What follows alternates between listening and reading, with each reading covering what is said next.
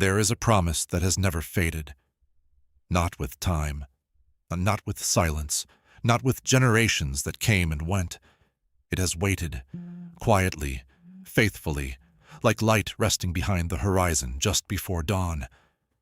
The King is coming, not as he once came, hidden, unnoticed, wrapped in human weakness. Not this time.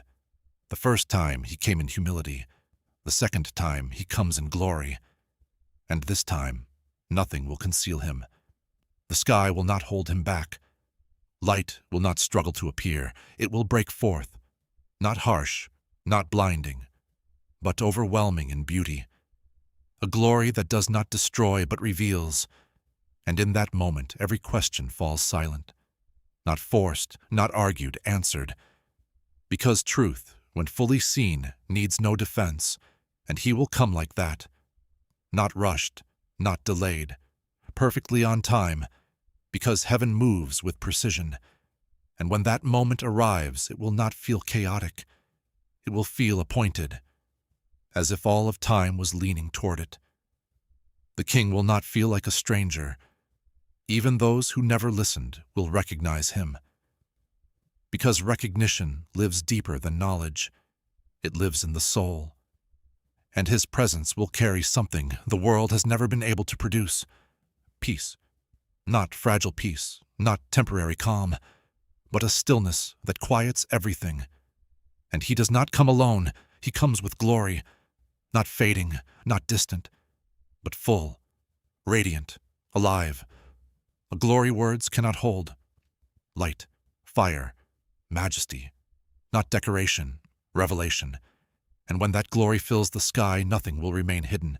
No shadow, no darkness, no uncertainty. Not only exposed, but restored. Because his coming is not just to end what is broken, but to restore what was lost. And this is the beauty of it. The King in glory is the same one who walked among us.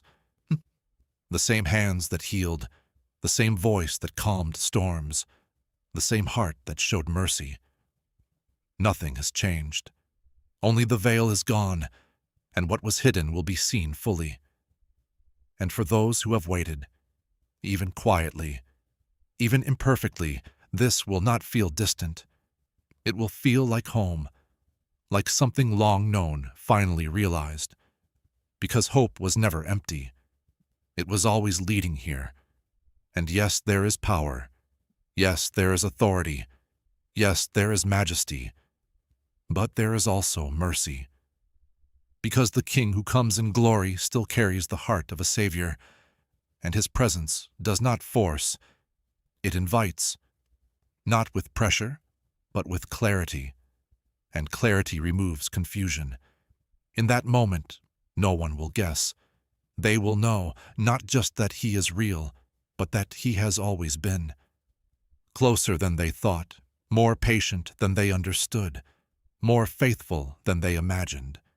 And as his glory fills the sky, there will be a stillness, a sacred pause, as if the world itself is breathing again. Because this is the moment everything was moving toward. Every story, every prayer, every quiet moment of faith, all leading here. And when he is revealed, truth will not be spoken. It will be seen. And in that seeing, everything becomes clear. The King is coming, not to terrify, but to be seen. Because true glory is not feared by those who long for it. It fulfills. It answers something deep within, something the world could never satisfy. And when that answer stands before you, there is no striving left, only awe, only recognition, only the quiet knowing this is what everything was pointing to.